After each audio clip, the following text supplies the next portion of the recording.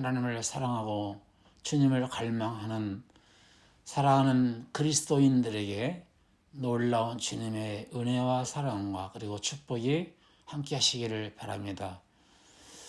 오늘 12번째 이야기인데요. 마지막 나팔의 예수님 오심에 대한 이야기를 말씀을 드리려고 합니다. 데살로니전서 4장 16절로 17절 말씀을 읽어보니까 주께서 호령과 천사장의 소리와 하나님의 나팔로 친히 하늘로 쫓아 강림하시리니 그리스도 안에서 죽은 자들이 먼저 일어나고 그 후에 살아남은 자도 저희와 함께 구름 속으로 끌어올려 공중에서 주를 영접하게 하시리니 이렇게 성경에 기록이 되어 있습니다. 우리가 공중에서 주를 영접해서 우리가 항상 주와 함께 있으리라 이런 말씀이 기록이 돼요. 자, 구약에 보면 나팔절에 대한 이야기가 나오는데 구약의 나팔절은 신약의 마지막 나팔에 예수 그리스도께서 오실 것에 대한 그림자예요. 그러니까 여기서 나팔절에 예수님 오신 사건에 대한 얘기는 이 땅의 지상 재림을 이야기하는 것이 아니고 공중 재림을 이야기하고 있는 것입니다. 그리스도인들에게 최고의 사건이고 세계인들에게도 깜짝 놀랄 만한 사건이며 각처에서 기절하는 사건입니다. 이런 사건이 앞으로 벌어져요. 아니 갑자기 가족이 사라졌다는 거예요. 아니 생각해 보세요. 사랑하는 사람이 어느 날 갑자기 사라져버리고 사랑하는 나의 아이들이 자녀들이 사라지고 어머니가 사라지고 때로는 아버지가 지구상으로부터 저 멀리 여행을 떠나버린 것도 아니고 아예 영문도 모른 채 없어져 버렸다는 거예요. 한두 사건이 아니고 전 세계적인 사건이죠. 전 세계적으로 난리가 났어요. 사람이 사라졌다라고. 그러니까 최대 사건이 아닌가요? 최상의 사건이죠. 그야말로 빅뉴스 아닙니까? 지금까지 이런 예가 없었지 않았습니까? 노아 때도 마찬가지예요. 노아 때도 물로 심판을 받은 적이 단 한 번도 없었어요. 그런데 물로 전 세계를 쓸어버리니까 방전에 들어오지 못한 사람들은 다 심판을 받았겠지만 오늘 공중에서 천사장의 나팔소리와 함께 우리를 끌어올림을 당하니까 이리 올라오라고 하는 그런 음성에 따라서 우리가 올라가고 나면은 이 지구상에 남아있는 사람들이 어떻게 생각할까요? 기가 막히다라는 생각을 하지 않을까요? 고린도전서 15장 23절을 읽어보니까 그리스도 강림하실 때 그에게 붙은 자가 말씀에 붙은 자가 하나님의 교회에 붙은 자가 복음에 붙은 자가 복음의 종에게 붙은 자가 주님에게 붙은 자요 그 자가 이 끌림을 받게 된다는 얘기인데 이거 세상 사람들이 알지 못하는 비밀 아닙니까?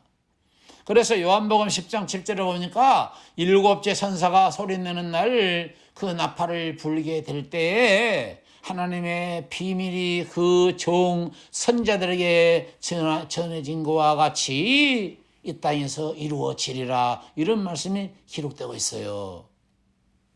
재림이 비밀입니다.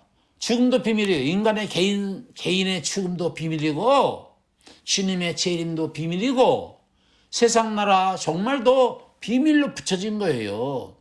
한 비밀이 지금 이루어지고 있는 거예요.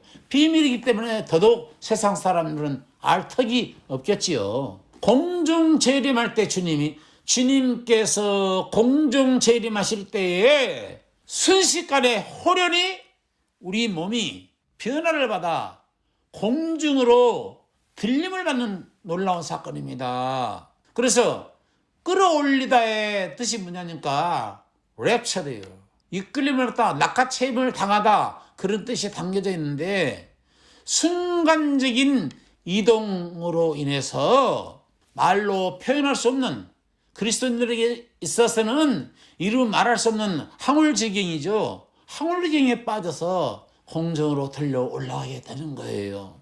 놀이공원에 롤러코스터 타는 것처럼 뭐 그런 무섭고 스릴 있는 것이 아니고 주님의 보호 아래서 여러분 저 예수님이 하늘로 승천하셨던 것처럼 천천히 올라간다고 생각해 보세요. 무섭지 않습니다.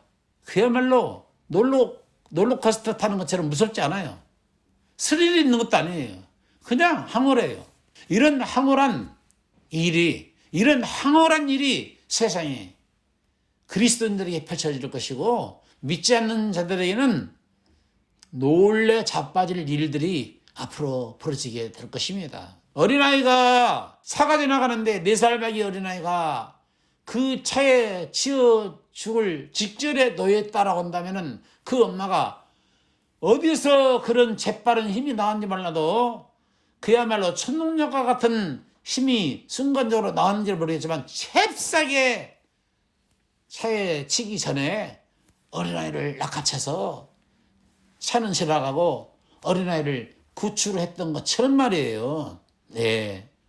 그렇게 순식간에 이렇게 어머니가 사랑하는 아이를 낚아채서 안전한 곳으로 인도했던 것처럼 말이에요. 우리 주님이 그리스도인들을 이렇게 낚아채셔서 안전한 피난처로 인도하시는 그런 날이 다가오고 있는 것입니다. 제 블로그에 글을 7만 명이 읽었어요. 여러분, 대환란이 다가옵니다. 지금부터 시작입니다. 지금 전 세계는 코비드-19으로 인해서 얼마나 많은 사람들이 죽어가고 있습니까?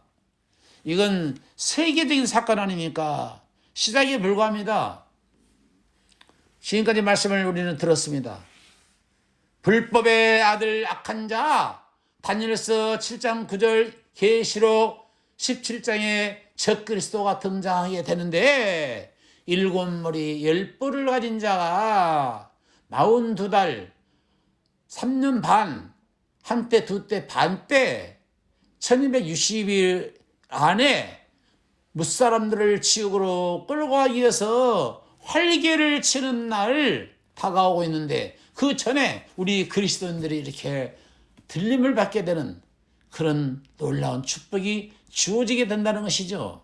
다만 교회 안에 슬기로운 다섯 처녀처럼 시기를 알고 준비를 하고 자다가 깰 때가 되었다라고 하는 것을 알고 등잔에 기름을 준비하고 채워서 등을 밝히고 찬송의 불, 기도의 불, 전도의 불, 사랑의 불을 활활 밝히고 신랑이로다. 예수님 오실 때 그 예수님 맞이하는 슬기로운 다섯 처녀들은 예수님을 맞이할 수가 있겠지만 미련한 다섯 처녀처럼 세상의 눈이 감기고 물질의 눈이 감기고 생활로의 눈이 감겨서 등불을 밝히지 못하고 세상 참여에 취해 있는 모든 미련한 다섯 처녀들은 땅에 남김을 받게 되는 것이니까 동시다발적으로 한쪽에서는 진로금의 찬양의 노래요, 또 한쪽에서는 대성통곡하며 울부짖는 그런 날이 점점 다가오고 있다고 하는 것을 우리는 감지하지 않으면 안 될 줄로 믿습니다. 아멘. 아니 미련한 다섯 처녀가 슬기로운 다섯 처녀에게 기름이 부족하다고 기름 좀 나눠달라고 하니까 슬기로운 다섯 처녀가 뭐라고 말해요? 내가 너희에게 기름을 나눠주게 되면 너희와 우리의 쓰기에 부족할 줄 아노라. 그러니까 차라리 파는 사람에게 사와라. 사러 간 사이에 신랑이 오셨지 않았습니까? 그리고 the end, 문이 닫혀버리고 끝나버렸지 않았습니까? 그러니까 뒤늦게 와가지고 문을 두드리면서 주님 앞에 문 열어주소서 애원했지만 예수님 뭐라고 말합니까? 나는 너희를 도무지 알지 못한다. 이렇게 말씀하고 있지 않습니까? 이스라엘 나라의 나팔절은 예수님의 공중재림을 이야기하고 있는 것입니다. 마태복음 25장을 읽어보니까 열처녀 비유도 나오지만은 그 전에 뭐가 나오죠?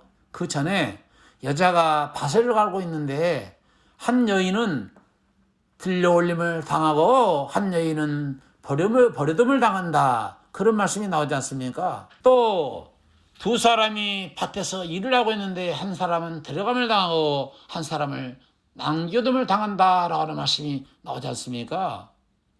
누가복음 21장 같은 경우도 똑같은 말씀인데 잠자다가 한 사람은 데려감을 당하고 한 사람은 버리둠을 당하고 맷돌 갈다가 아침 맷돌 갈다가 한 사람은 데려감을 당하고 한 사람은 버리둠을 당하고 낮에 일을 하다가 한 사람은 데려감을 당하고 한 사람은 버리둠을 당하고 뭘 이야기하고 있어요?